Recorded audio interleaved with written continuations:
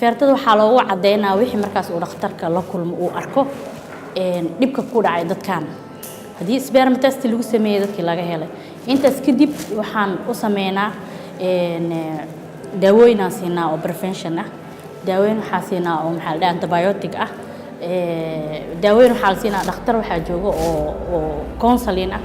marka anaka case ka qorno waxaan u gudbinaa counseling ka u gudbinaa oo dhakhtarka ka soo baxo